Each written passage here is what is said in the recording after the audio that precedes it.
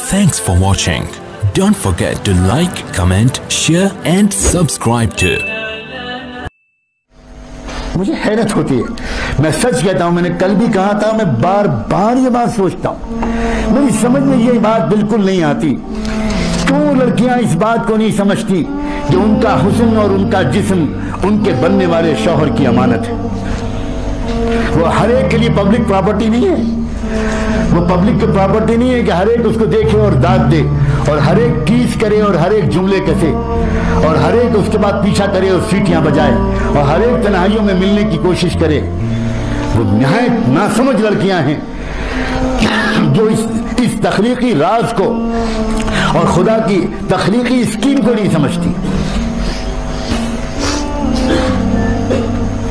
और वो लड़के इंतहाई नासमझ हैं और वो इस बात को बिल्कुल नहीं समझते, इस बात को नहीं समझते जिसका कुरान मजीद में ऐलान किया गया है कि तुम अगर नापाक रहोगे तो तुम्हारी किस्मत में कभी पाक दामन लड़की नहीं लिखी जा सकती।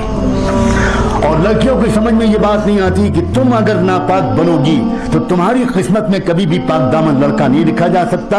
अत्तय्यिबातु लित्तय्यिबीन वत्तय्यिबून लित्तय्यिबात वल्खबीसातु लिलखबीसीन वल्खबीसून लिलखबीसात।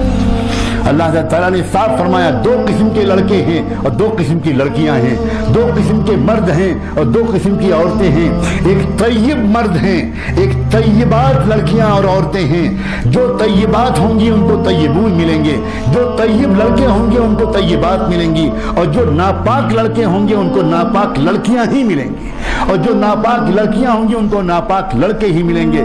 चलो जी, जितनी लव मैरिजेज होती हैं और जितनी प्यार मोहब्बत के दास्तानों के बाद जो लोग शादी का रिश्ता पार्टनर बनाना पसंद करते हैं, शायद उनमें से 80-90% शादियां टूट जाती हैं, इसलिए कि वही शौहर जो वही लड़का जो कल तक उसको गर्लफ्रेंड बनाए हुए था, वो गर्लफ्रेंड के बाद जब वो बीवी बनती है तो अब वो लड़का बर्दाश्त नहीं करता कि ये किसी और से बातचीत करे। अब वो चाहता है कि मेरी वफादार बीवी बन के रहे। सुभान अल्लाह, तुमने तो खुद चूज किया था एक नापाक लड़की को।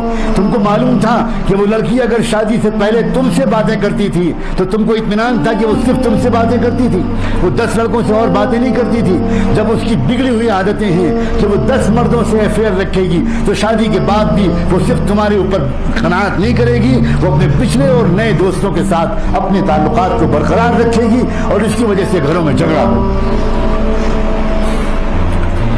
इस्लाम बड़ा दीन फितरत है, इस्लाम बड़ा खूबसूरत है, इस्लाम साइंटिफिक है, इस्लाम नेचुरल है। इस्लाम मोहम्मद रसूलुल्लाह सल्लल्लाहु अलैहि वसल्लम जो दीन लेकर आए वो पूरा दीन और पूरी शरीयत, यकीन मानो, मेरे और आपके मसाइल का हसीन तरीन हल है।